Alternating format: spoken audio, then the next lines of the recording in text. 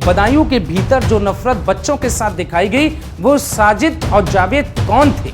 साजिद और जावेद के मन में नफरत किसने भरा कि आप दो मासूम बच्चों से दुश्मनी निकाली? साजिद और जावेद के पीछे किसका हाथ था? ये इन नफरती पत्रकारों से पूछना चाहिए। साजिद और जावेद की जेब में कहां से फंड आया और उनके अंदर ये हौसला कहां से आया? ये इन दो कौड़ी के पत्रकारों से आपको पूछना चाहिए, जो सेक्युलरिज्म की टोपी पहनकर अपनी जेब भरने का काम करते हैं और खबर को एक एंगल से देखते हैं। सेक्युलरिज्म की टोपी पहनने वाले पत्रकारों, नेताओं और आम लोगों को यह खबर जरूर देख लेनी चाहिए। कुछ दिन पहले दिल्ली में एक एसआई ने, एक चौकी प्रभारी ने नमाज पढ़ रहे कुछ लोगों को पैर से मार दिया था।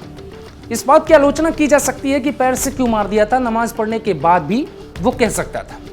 रवीश कुमार की उस घटना के 1 घंटे बाद ही उनके यूट्यूब चैनल पर रिपोर्ट आ गई थी, लेकिन बदायूं के घटना पे रवीश कुमार कुछ बोलने को तैयार नहीं है। देश में अपने आप को सेक्युलर जर्नलिस्ट कहने वाले सबकी आवाज गायब, सब गूंगे हो गए और बदायूं में 2 बच्चों के साथ जो हुआ उसका शोर वो सुन नहीं पा रहे।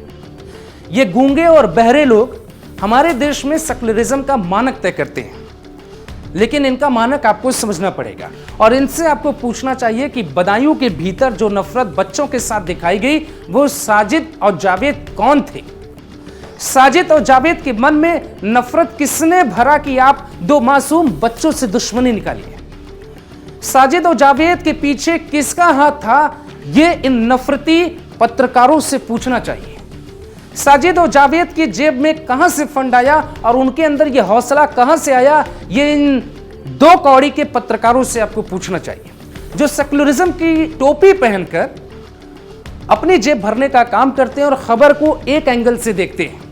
अगर यही खबर दूसरी होती, आहान और आयुष मारे न गए होते, आहान और आयुष ने जावेद और साजिद को मारा होता, तो ये रवीश कुमार, ये तमाम पत्रकार खूब दौड़कर बोलते, इनकी आवाजें निकलती, सवाल उठाते, लोकतंत्र पे बात करते, नफरत पे बात करते। लेकिन आहान और आयुष को मारा गया तो दोनों सब चुप है। ये आपको समझना पड़ेगा कि इस देश में एक ही सवाल उठाया जाता है, एक पक्ष का सवाल उठाया जाता है। जब कन्हैया मारे गए तो सुप्रीम कोर्ट के एक जज की टिप्पणी आपको याद होगी।